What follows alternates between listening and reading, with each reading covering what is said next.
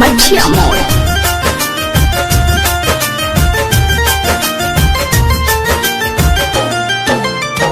छोड़ा के ते गहिले रे के कारा सहारे अपने तो खुशौहा ससुर में मारे आके देखो कैसे हम जियतानी हो आके देखो कैसे हम जियतानी गांजा भर के सिगरेट पियतानी गांजा भर के सिगरेट पियतानी।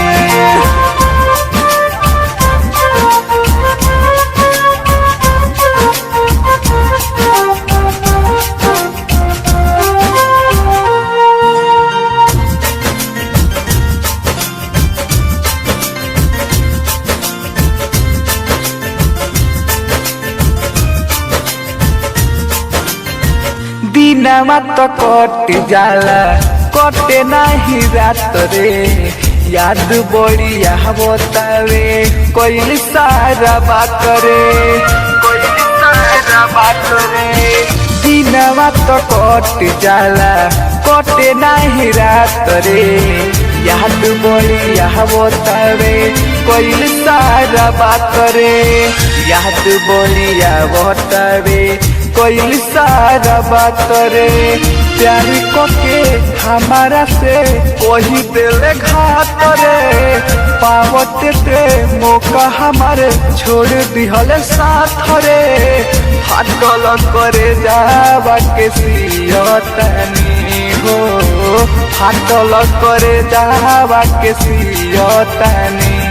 गांजा भर के सिगरेट पियतानी गांजा भर के सिगरेट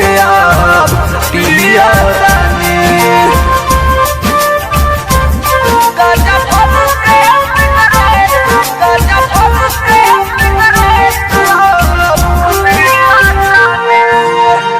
मिक्स भाग पल्लवी रिकॉर्डिंग स्टूडियो मठिया मोड़।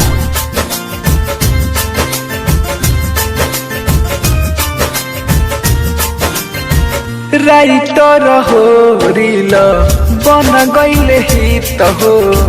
जिए नहीं पाइब कह तारे अमर जीत हो तारे अमर जीत हो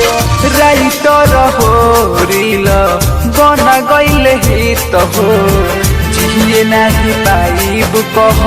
तारे अमर जीत हो जिए नहीं पाइब कह